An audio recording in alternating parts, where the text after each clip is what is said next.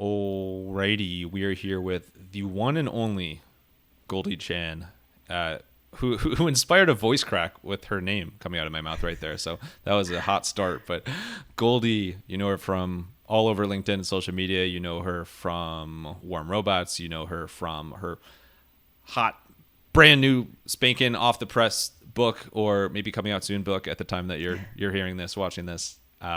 Personal branding for introverts. Goldie, without a voice crack. Thank you so much for doing it. How you doing today? I'm doing good. I'm so glad to be here. Yeah, of course. Well, Yeah. thank you so much for making time for this. I've been enjoying your content online for a long time, and so glad we can finally make this happen. But before we get to kind of your angle on personal branding that you're talking about with this book, as far as the introvert side of things, you kind of were like a real trendsetter, trailblazer, all those, overused terms in terms of LinkedIn, and like actually treating LinkedIn as like a way to create content and like put videos out there. Mm-hmm. What the hell were you thinking? Yeah. So I like the way that you phrase that.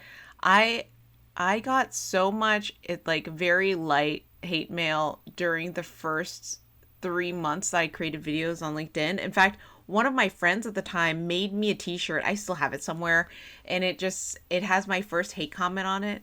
To one of my posts, and it was a very light hate comment. It basically was a troll that said, "Why are you making these videos on LinkedIn? They should be on Facebook.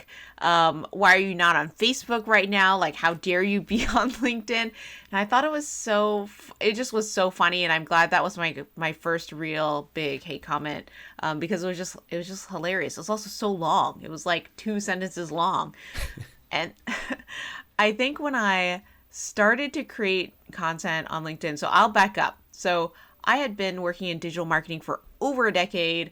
I had a very serious career, mostly in the Bay Area and the tech scene, a little bit in Los Angeles in entertainment, all in digital marketing, all in community management and social media. And I left a head of marketing job in 2017. And during this 1 month I took off, which I'm going to very generously call a sabbatical because that's like a nice way of saying that I wasn't gainfully employed. I took this month off, and then I said, okay, during this month off, I want to be doing something that doesn't look quite like I had a gap. Like I was doing something, and it just needs to be anything, right? And I'm sure we've all been that place where you do like a side project of some sort. So my side project was I got into the LinkedIn video beta, totally had, I posted every once in a while on LinkedIn. I think I had 300 followers on the platform, and I got into the video beta, and there was maybe 20 of us in the video beta at the time. And I just started making videos, but what I did that was different than everyone else is I started doing daily videos. And Max, I'm sure this is also how you saw me. I did over 800 daily consecutive videos. And of those 800 daily consecutive videos, I think the majority of people who even followed me maybe saw like 50 or 100 of those videos. But I did them every single day for 800 days. So over 2 years worth of daily consecutive videos, which I wouldn't wish on my worst enemy. And I think going back on it, why did I choose LinkedIn? It was actually funny that I thought no one's going to see these videos. That's why I chose LinkedIn. I was like, nobody's going to see these. I'm going to sandbox. I'm going to play around on this platform. Nobody is like, it's the uncool platform. So I know I have a hilarious nickname. It's the Oprah of LinkedIn. The other nickname that I have every once in a while is the Queen of Uncool, because I was at the top of this, LinkedIn, the uncool platform, which I still think is really funny. And when I got to that point where I started creating so many videos, people just naturally started to see me. Like, Max, you found me, I'm sure, through my video content and all of that stuff, because I was making so much of it that it naturally showed up on so many people's feeds. Not even because every single video I did was a gem, but because I was so consistent. Yeah, and you mentioned those 800 videos, and you did all those in the matter of 48 hours, so it's pretty incredible. Quite the marathon that you did. But no, I think the lessons you can take from that are like consistency, but also the fact of kind of like what do they call it? Blue ocean strategy of kind of like finding a space where people aren't doing that thing yet and doing it. And it's actually really fascinating that you're like, you weren't kind of thinking of it that way. It was just like, hey, no one's going to see this. Why not kind of mess around and see? And then Yeah, I think that actually it was perfect. It was perfect timing for me, and it was just like it was perfect timing, and it just was like a good moment, because I think that I started creating without the expectation of being a hit. I think so many people, for example, start YouTube channels now with the expectation that it will be a huge hit. Like, you make a YouTube channel because you're trying to be something, you're trying to build your brand a certain way, you're trying to create content. And I would say even now, people are doing that on LinkedIn because they think and they hope that their LinkedIn channel becomes a big thing. And I see people who started after me, and it's funny to me because their whole thing is like, oh, I started very strategically. I started making videos, and the videos were like, I started with like a 30-day plan of my videos. And I started with a plan of, I'm making 2 videos and who knows if they'll work. Also, who knows if they'll upload, because at the time, especially the first month of LinkedIn videos, the software just being in beta was not always reliable. So I remember I had one video of my first 100 videos where I literally was trying to upload in the airport. It wouldn't upload. So I shot another like 10-second video of me running down the gangplank to like get onto the airplane, being like, I'm trying to upload this video, guys, for you today. And then that was the video that that was the video that uploaded when I was literally sitting on the plane. Like, that was the one video that uploaded because it was shorter and it worked. So like, I had this beautiful edited video that I couldn't even upload at the time because it was still in beta. It was a product that was still in beta. And it is funny to me too how you can sometimes fall into things. I think anybody can relate to that who's been like, active posting out on social media. There's nothing more stressful than like when you have a limited time window to get something out, and then it's just like stuck circling, uploading. Like that's the especially worst. when you're sitting on a plane, because then it's like, yeah, you're literally about to lose all connection there. You're about to take off, and you are just like, oh no, I'm about to put my phone in airplane mode because I am a good citizen, and I always do that. I always put my phone in airplane mode. I know some people don't, but I always do it. I always put them in airplane mode, and it always stresses me out when I have like that last minute thing that I'm like, oh my gosh, I need to respond to this.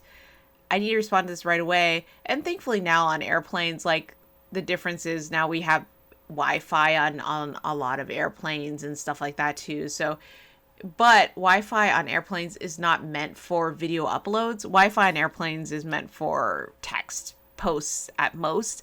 So relying on that for video uploads, which you're actually not supposed to do because it's in your terms of service usually to not do videos on that's why you got to make sure you read all those terms of service. That's why you have to read all those. Yeah, exactly. You have to read all the terms of service. Shout out my mom, because she is a hardcore not adopter of airplane mode. And by that, I mean she still turns off her phone when the plane takes off. Okay. And so she totally so she turns it off completely. Yeah, exactly. Good for her. Yeah, I was about to say, she leaves it on and she tries to get that last minute. She calls the pilot. No. Yeah, I know. I'm sure you've been on those planes. I've been on an airplane where people are literally finishing their call as the airplane is ascending, and I'm just like, stop it. Hey, you. hit him with like a ruler or something. Yeah, exactly. So let's get to Warm Robots, which is a fantastic name. Where did that idea for the name itself come from in the first place? Yeah, so it's funny because my company came about before all the AI hype, and so now everyone thinks it's related to AI. It's not at all related to AI. It's related to something. You said warm robots. Warm robots, yeah. Robots. Yeah, exactly. It is related to something very incredibly nerdy, and that is Battlestar Galactica. So I really like Battlestar Galactica. It's a sci-fi show for those of you that don't know. I just know it from Dwight from The Office. Dwight from the Battlestar Galactica. Yeah, exactly. So it's not the coolest sci-fi show, but it's one of my favorites. And actually, my handle on Instagram is Goldie Cylon. It's also a Battlestar Galactica reference. And Warm Robots refers to humanoid robots, basically. So it refers to the ability to not only process data, but to be warm and human at the same time. And so that's why I named my agency Warm Robots because it is being thoughtful, it's being analytic, but also has that humanity built in. So yeah, that's why I named it Warm Robots. Wow. Well, and the your arch rival, the Cold Humans agency, Yeah. is going to be really upset with that. But where, I guess, where along in the timeline was this? Like, had you started doing like those LinkedIn videos before the agency? Like, what's the chicken or the egg there? No, so I'll give you the exact timeline of this. So I started creating videos on LinkedIn once again with the thought that in a month I would stop doing them and I would apply for jobs and I would be gainfully employed. So, and kept making videos, and the videos just started opening doors. Like I started getting people who requested me to work with them in terms of branding.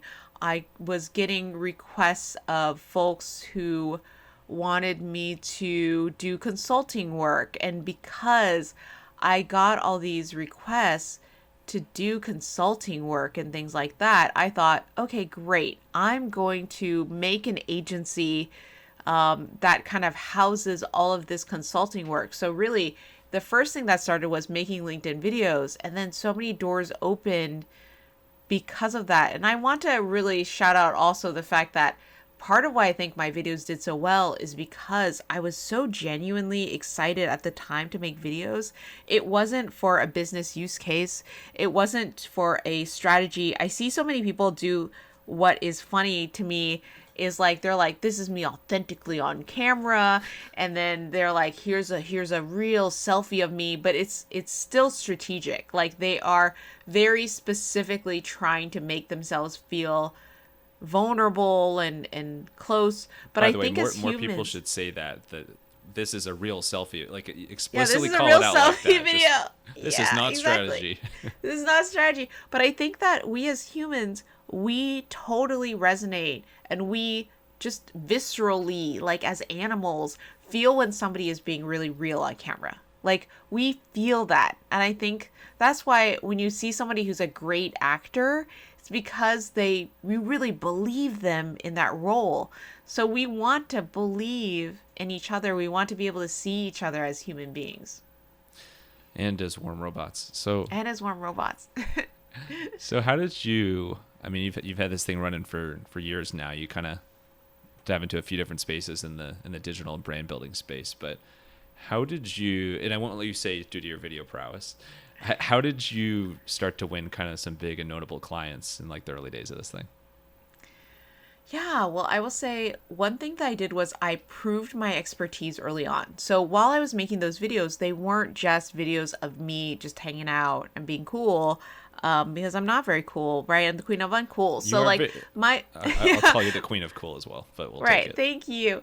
But I was making videos a lot on branding and marketing. So I was doing a lot of pop culture branding and marketing. So my first 100 videos were all on pop culture branding and marketing, and people were finding these videos and thinking like, "Oh, that's interesting. Like that's interesting knowledge."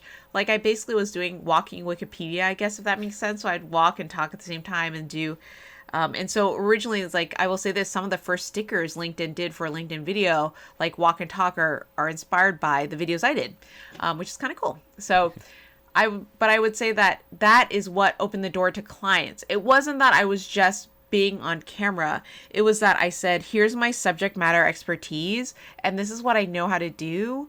And this is what I'm going to talk about. And because I was talking also just very off the cuff, very casual, then it really affirms that that is something that I'm actually an expert in, right? Because I'm able to just talk about it casually, like you and I are talking casually right now.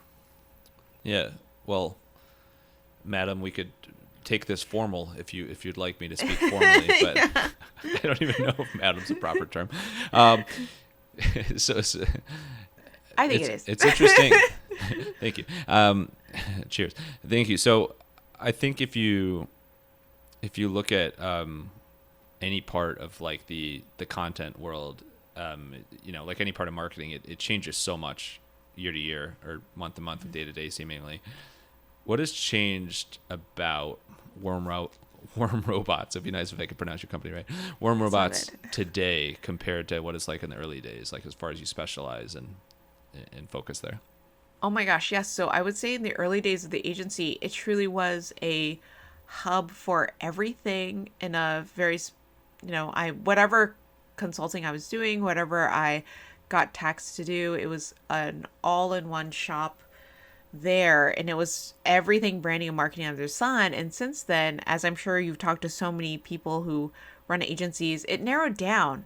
Sometimes I think some agencies expand over time and they offer more things, and for me it's definitely narrowed down. It's become hyper focused. So a lot of what I do is personal branding strategy with director level or above, with C-level executives. I do quite a bit of strategy around ambassador groups and around building communities and things like that. And then I sometimes do fold in some of my ambassador work. So like I work with brands like Adobe and Microsoft. I fold a lot of that also into my agency work and a little bit of public speaking. But before, it was really the catch-all of everything under the sun. And we were talking in the green room right before we started recording about how content marketing is so tough these days, right? Because you need to specialize, like you need to niche down. You need to have a focus to what you're doing. And shout out the green room. With most guests, it's just the room, but with you, it is the green room. It is the green room. I like to say that because the green room is the room you go to before you go on stage. Yeah, exactly.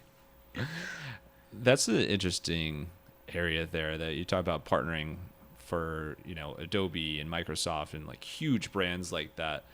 What's like the biggest difference to your approach when you're working on content for like these huge, massive companies like that versus maybe if you were just doing something for yourself or personal brand? Yeah, so obviously when I do stuff for massive brands, there's usually brand guidelines. So there's usually Can you imagine if you just totally go against those and post it without Yeah. oops. I literally have a course on LinkedIn Learning called Brand Reputation Management. So I would be the last person to do that, but it would be fun to, I guess, do something very off-brand. It's funny because I myself, as you know, because the green hair and everything, I myself exist as a brand. So even I have kind of internal brand guidelines for what I will and will not do. But when I work with a brand, it's different brand guidelines. It's what they feel is good and what they want to express their brand with. And when I work these major brands, a lot of it is, okay, how creative and how big can I get, but within these guidelines? That's how I think about it. So I think also a lot of times, because when I'm getting sponsored content, I can do a little bit more. I have a little bit more budget for things. So sometimes I like to do things that are a little bit bigger, a little bit more fun, a little bit more experimental if they're open to it. And not every brand is, right? And I will say Adobe is really great about being open to that. But I will say other brands that I've worked with in the past, who I'm not going to name, some of them are not so open to the more experimental content. They just want it straight down the line. They're like, I want you to talk about the product. I want you to promote the product. And then I want you to give us a video doing that. And I totally understand that. But I think it's really fun when brands trust the creators and the ambassadors they work with to give them the freedom to say, like, do something really fun and interesting and weird, right? Yeah, and that's you're pointing fingers at me there. When we paid you $2 trillion to represent Max Podcasting, we're like, no, Goldie, Max only talk about podcasting. Yeah, no. Max Podcasting. Listen now. Yeah, Wait, exactly. I will say this. You're not paying me for do this, but I will say this. Everyone, if you're listening to this podcast or if you enjoyed any of these episodes, please make sure to drop a rating on Apple Podcasts or wherever you're listening, because ratings help every single podcast, and you want to help this podcast because you're listening to it. Thank you so much. You're going to make me cry. And also, I'm looking at my phone now. We're actively losing ratings as you're... No, I'm just kidding. No. Thank you so much, though. I really appreciate that. Yeah, it's true. In the early days of the podcast, I was very active about reaching out to people to like remind them to rate and review. And then it's like anything in content marketing. It's like when you have so many episodes and you get kind of tired of saying the same sort of CTA at the end. So totally, it was due for that. Totally. Thank Well, you. I said the CTA for you. So everyone listening to this, I'm Max's guest, and please rate this podcast well, because not only am I on it, but Max has been doing this for so long. So that rating is an extra affirmation that he's doing a good job. Thank you. And then we'll put a little LinkedIn good job sticker up there as well. Yeah, the good job sticker. So branding actually brings us to your book, Personal Branding Yes. for Introverts. So congrats, brand new book, Thank exciting, you. exciting focus, niche, however you want to say it. I Yep. hate that whole dynamic. I can't believe I brought that up again. Anyway, personal branding for introverts. So this Yes. caught my eye and is really cool and unique because, as you know, and you are one, there are a lot of speakers out there who talk about personal branding and a lot of people Right. who have expertise in it. But not many people Right. talk about it from the side of introverts. And I think one of the great things that's come across, I guess that's come more to the forefront over the past couple decades in the world of social media is kind of the greater focus on people being open with like mental health and being more Yeah. vulnerable and talking about things like that. And it's a little bit different, but introverts, I think probably when you first heard the term introverts, or like when we were growing up, and far less people would like admit to being introverts or even knew what it was. And now you're hearing more and more people like actually like, I'm that way, or like I'm that way a lot of the time. So before we even get into the whole personal branding side, what's something that's important to know about introverts or people that might sometimes be introverted? Yeah. So I will say the thing that I could just do a textbook definition for you of introverts, but that's boring. So instead, I'm going to talk about something totally different. I'm going to talk about a section of my Extroverts. No, I'm just book. kidding. Yeah, exactly. I'm going to talk about only extroverts. I'm going to talk about something that so many introvert books out there and introvert everything out there is like quiet, quiet revolution, quiet something, quiet the other thing. And I personally feel like introverts can be, and I talk about this in my book, introverts can be loud introverts. And I think that when you're an introvert who is really excited and really passionate and you really care about something, you can be such a loud introvert. You can be a public speaker like I am and still be an introvert. You can do video content. You can run massive groups, because I know introverts who run literally groups of like 50,000 people or more, and they're introverts, and they can do this because they really care about the group that they're running. And so I want to throw out there that there are loud introverts in the world, and that saying that all introverts are quiet is such a lie. That's my hot take for today. Saying that all introverts are quiet 100% of the time is the biggest lie about introverts and the definition of introvert. So I personally am such an advocate for saying that introverts can be loud introverts. It is absolutely possible for them to be loud introverts. It is absolutely possible for introverts then to build a brand without becoming extroverts, because I think that's the second lie, is that introverts have to become extroverts and have to be loud then all the time in order to be seen and be heard. But I think so many introverts just need a little bit of a push in the right direction, where they are just still expressing themselves as an introvert. They're still being an introvert, but they're maybe thinking about other venues that they will shine. Can you share from your own experience, like in a given day, when are like the times that you feel kind of, I guess, more like an introvert, and when do you, I guess, do something to change that? Yeah, so I don't know so much changing, because once again, I'm like anti the change thing where everybody's like, "Oh, you're an introvert. You need to change to an Yeah, extrovert." and by that I by that I mean like totally cool being an introvert. I just mean Yeah, I yeah, just I mean I'm an definitely idiot who can't talk. So no, I definitely think of it as like recharging your introvert batteries, because I think like introverts, we all have batteries that go bloop, and then you need to recharge them, you need to refill them. So I think whenever my introvert battery is low, and I will say this, yesterday was just for me personally, I had like a day where I was, I think, in like 4 different interviews or something like that. And then I went to work out, and then I had a doctor's appointment, and then I went all the way across town to something else and did another interview and stuff like that. And it was just like a long day. And me as an introvert, that just really bloop, like my battery went all the way down to the very bottom. And one of the things that I do, and I made sure I did this throughout the day, is one, drink water. That's just like a basic human thing. You should do that if you're introvert or extrovert. But two is I tried to make sure I took like the world's tiniest walk outside. So the moment I had just like a little bit of time, 5 minutes, I just made sure I at least like circled the room. I took a little walk. I like got up from sitting. Instead of immediately diving into 50 million emails, I just changed changed my physical stance a little bit, and that helped me. I also definitely, that night I definitely made sure that I took some time to just turn off my brain. I did the off brain time just to recharge, where I wasn't speaking on camera, where I wasn't doing any of that, where I was relaxing and I was just enjoying my time. And that to me also really helps.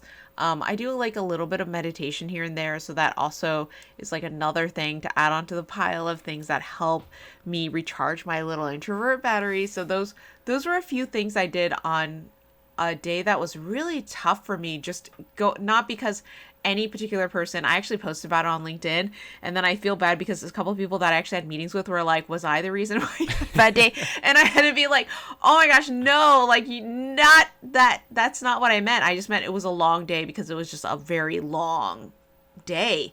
But I think that it was really helpful for me to do those little things that just take me out of the situation of it being a long day, like just changing physically where I am, or taking that time to make sure that I'm taking care of myself. Well, I'm excited to check LinkedIn after this and see a post from Goldie Chan.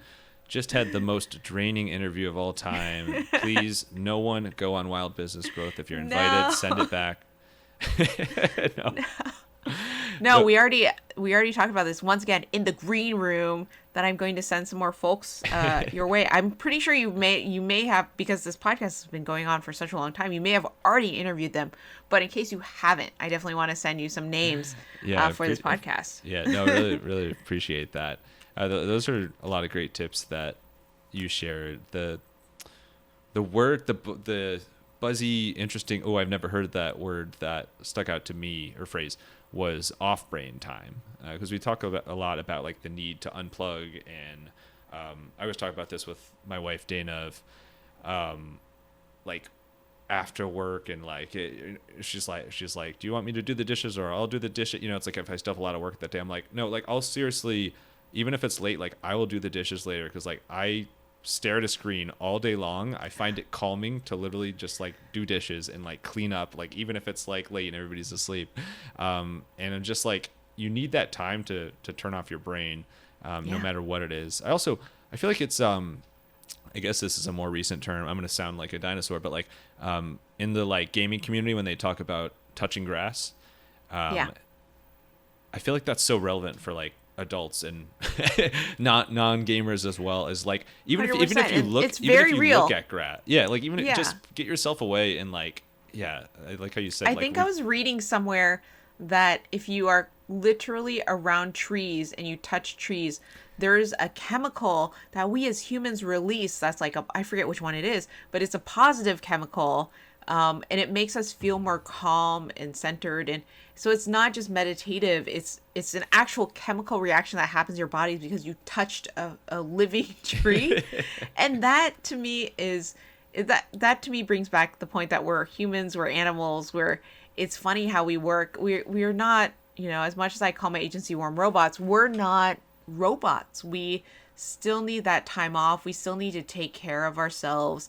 I'm sure that the system that you have with your wife is like very thoughtful, where you ask each other who wants to take care of this, and that also is a version of taking care of each other too, of course. And I like to do the same with my partner, but I think that it's so helpful to get out there and touch grass. And if the grass is gross around where you are, don't actually touch it, but go out and like witness the grass, I guess.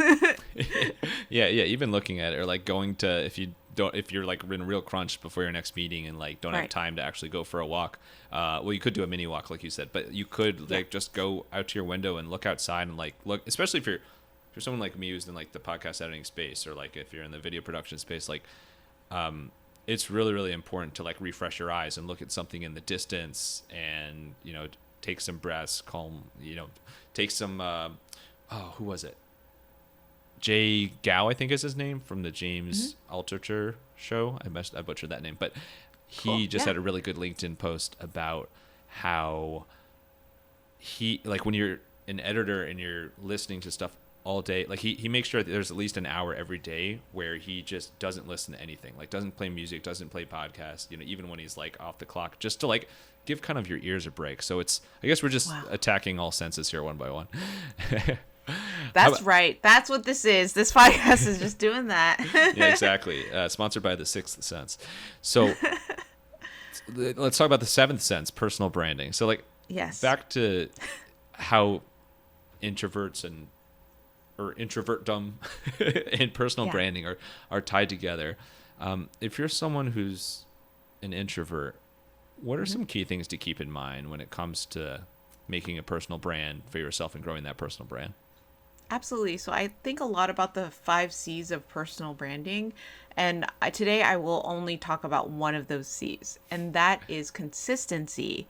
So that's the way that I personally blew up on LinkedIn, and I garnered an entire following. I have over 100,000 followers on LinkedIn right now. And of course, there are people who have more followers than I do, right? And there are people who have fewer followers than I do. So, but I grew my following by being incredibly consistent.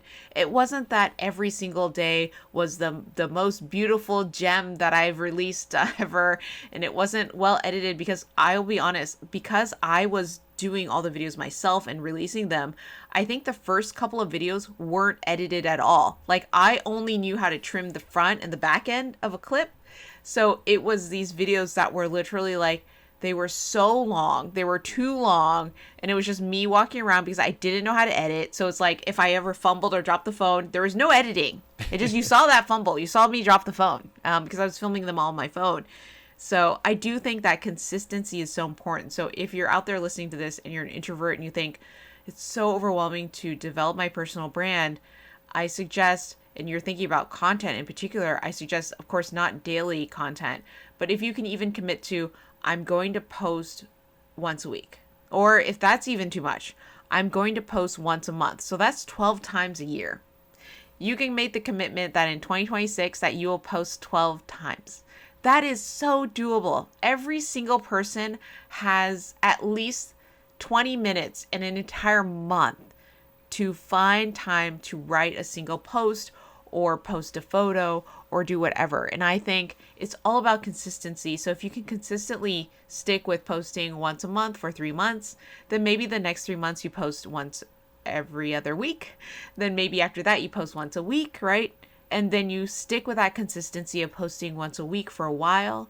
And then maybe you get to up to twice a week, or whatever that eventual cadence that you want to hit is. I think it's so helpful to think about consistency.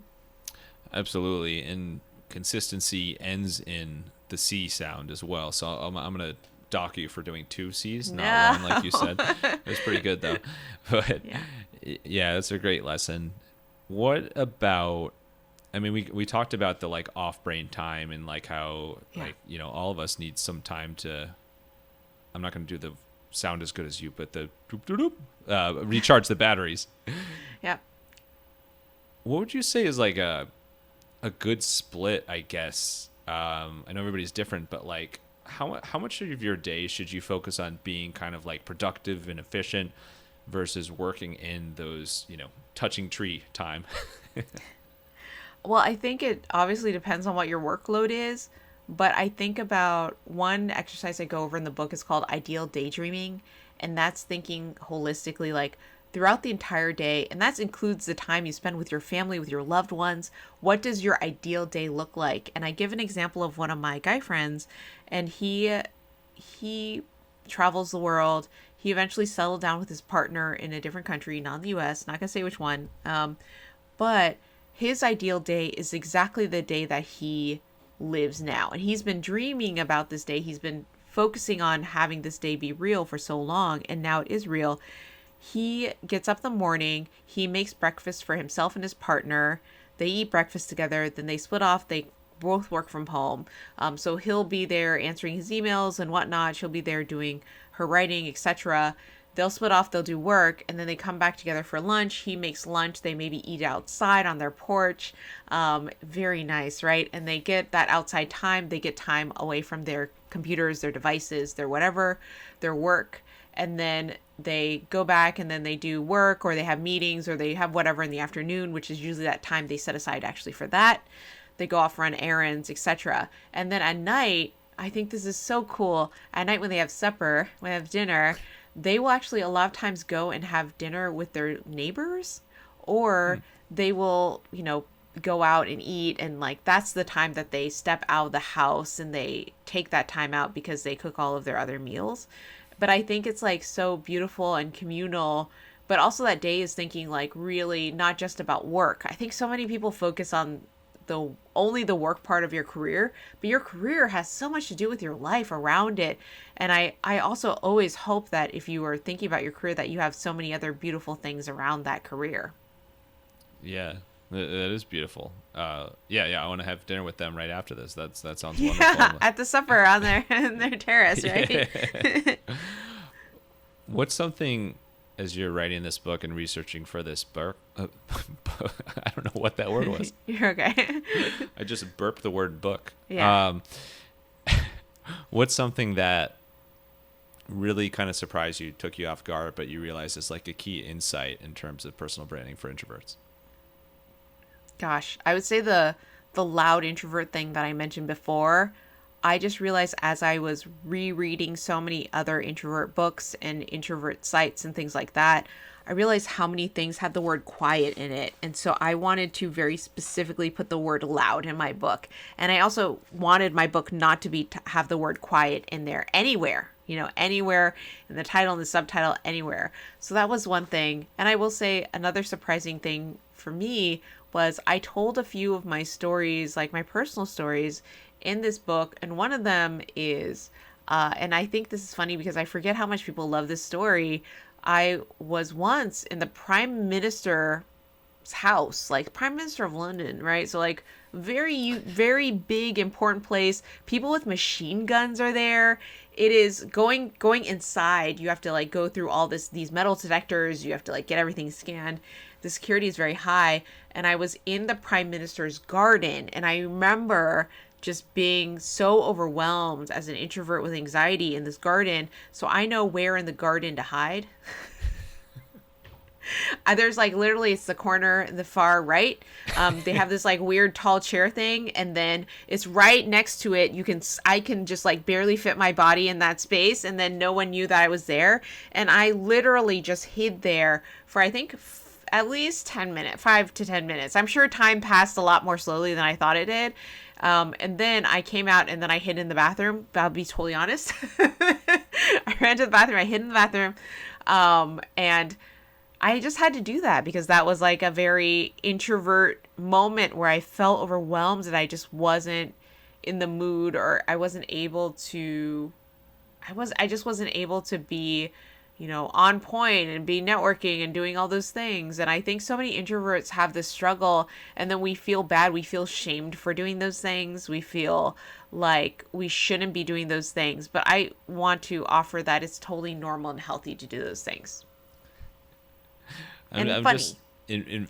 I'm visualizing the Homer Simpson and the bushes meme. Yeah, it was literal, and this was before the Homer Simpson meme you created it. Came. I think maybe before, maybe after, but it was definitely me like just doing this. I don't know. They say The Simpsons predicts everything, so yes, no it matter predicted what came me first, they called literally it out. going into the bushes. But yes, I know, and also there was a lot of spiders there, and I'm thankful I'm not super afraid of spiders. But if you were ever in the Prime Minister's garden, you were looking for a place to hide, and you're afraid of spiders, do not hide in the same place I hid.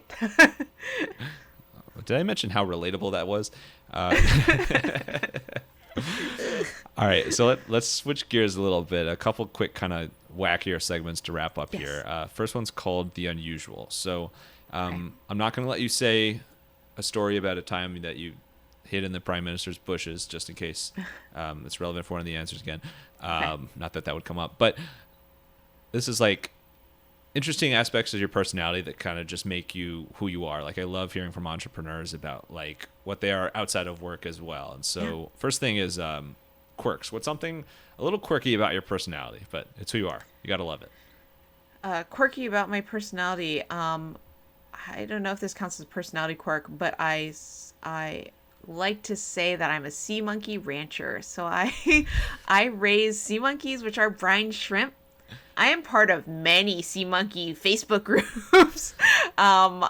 and the top YouTubers who do sea monkey videos know who I am. So out of, the 20 people who do sea monkey collecting, I'm one of the 20 that they know. Oh my God. That's so, I love when crazy coincidences like this Yeah. happen. So I'm number 19 on the list. No, I'm just kidding. Yes! No. We've been watching Big Bang Theory, and some episode like a week ago, I think it was Sheldon brought up sea monkeys, and I was like, oh my God, I haven't thought about sea monkeys in forever. And so I They're was like, fun. looked it up. I'm like, what are they? And I'm like, wait, they're actually shrimp, like some type of shrimp. They're, Yeah, so they're brine shrimp that are cryogenically or something, right? They're they're Han basically Solo'd. the eggs. Yeah, they're Han Solo. The eggs just need to stay dry, and then you rehydrate the eggs, and then life springs from them, which is really It's cool crazy. if you And think as a about little it. kid, you think they're like real monkeys Yeah. too. So that's I pretty mean, cool. yeah, as a little kid, you think they're real monkeys because they misrepresented it in the advertisements for them, and then as an adult, I'm just like, yeah, brine shrimp, Sea shrimp, aka shrimp. sea shrimp. All right, what is a pet peeve you have? Just something. It could be in the social media world. It could be not. Something that just kind of grinds your gears a little bit.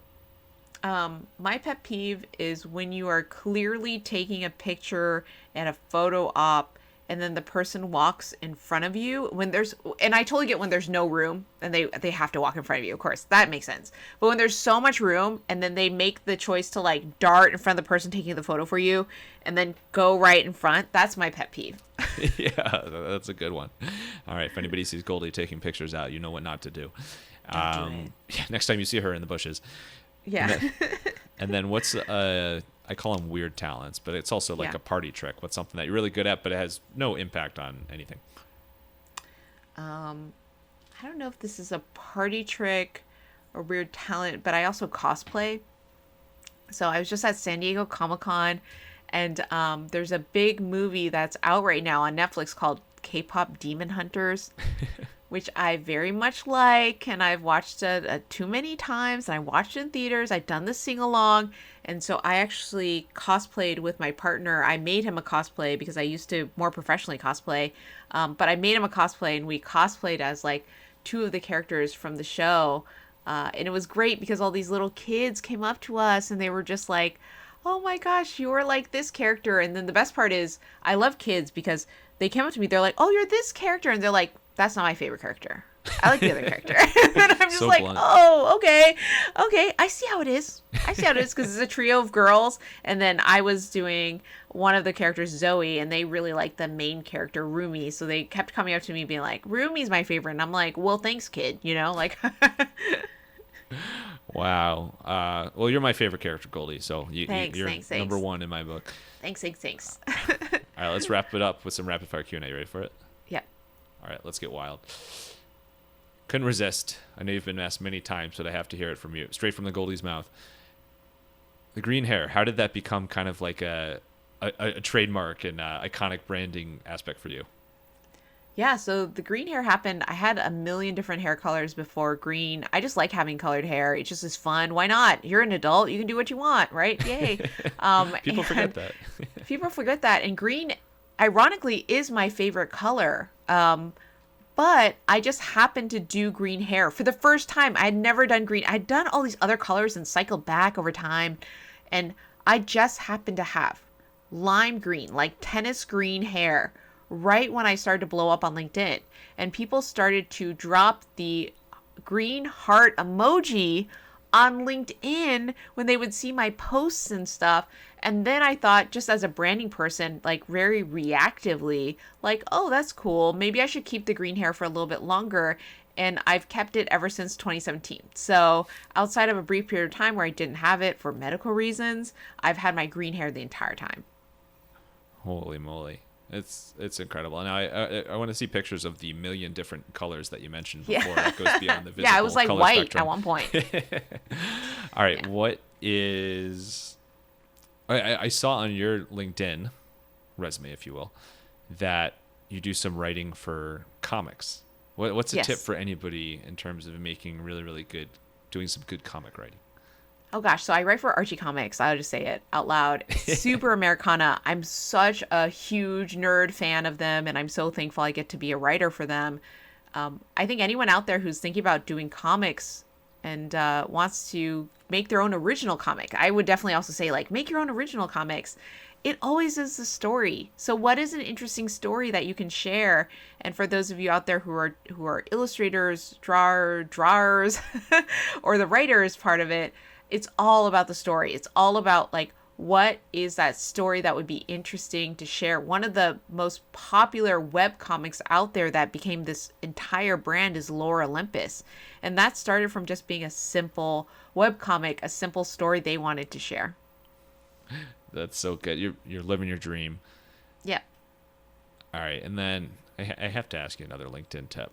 So Yeah, there's please. a great debate about this, and this is probably going to be super outdated by the time people listen. But I have to ask you. There's a whole debate about if you're linking to something on LinkedIn, do you put it in the post or the comments? What's your take on it? I think that if you want to know what LinkedIn prefers, like LinkedIn internally prefers and will serve up in the feed, I think that no one knows except for the person who's at LinkedIn who works on that. That's my official take. My personal take is I do try to mostly drop things into the comments, but I actually do about half and half these days. I will put it in the post itself because I do think it's easier to find it in the main post. And then if I do in the main post, I will also drop it as a comment. So I'll double drop that link. Oh, double drop that thing. Wow. Double drop. That has the potential to go viral. Hawk Tua 2.0. All right, and then last thing. This might come at a great surprise for those who don't know you well, but one of the most amazing things about your story is you're a cancer survivor, and I think for somebody who's been through what you've been through to have such a positive outlook and approach things and inspire people the way that you do is it just makes it that much more inspiring. What can you share about just kind of what you've learned and how it's shaped your outlook, I guess, from the whole experience? Yeah, I would say that obviously it really changed. It really changed my FOMO, which is, fear of missing out, to, I would say, LOMO, lack of missing out. I stopped worrying all the time about all these other people who are booking gigs. And I'm sure we've all been in this space, right? Like, oh, this person got this client, or this person got this speaking gig, or this person got this and that. And you feel like, why didn't I get that? Or like, I think I'm kind of at their level. Like, I wish I got that. And that's that FOMO speaking. And I think having a major health crisis like that, it really removed 99% of that, because I was, especially right after I finished the first round of treatment, thankful to be alive. And that thankful to be alive energy is so strong. And it's honestly, at the end of the day, it's more important, and it's more what you end up focusing on than the, like, I didn't get that tiny speaking gig that this other person who's at my level got. I just don't care as much about those things. And I think to me that was a great gift of going through a major health crisis and a major change in my life. Usually we wrap up with final thoughts, but nothing could possibly top that. Thank you so much, Goldie. Thank you. Big fan of you and your story, and thank you.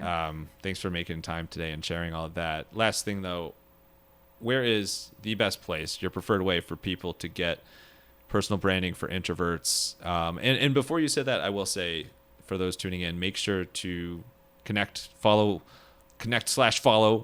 Goldie on LinkedIn, as well as on Instagram at Goldie Cylon, like you said earlier. But where's the best place for the book? So the best place for a book, you can find it at goldiechan.com/book. I listed all the different places that you can buy my book online. Some of them are indie bookstores, so please, if you can, shop small. Bring on the bongos!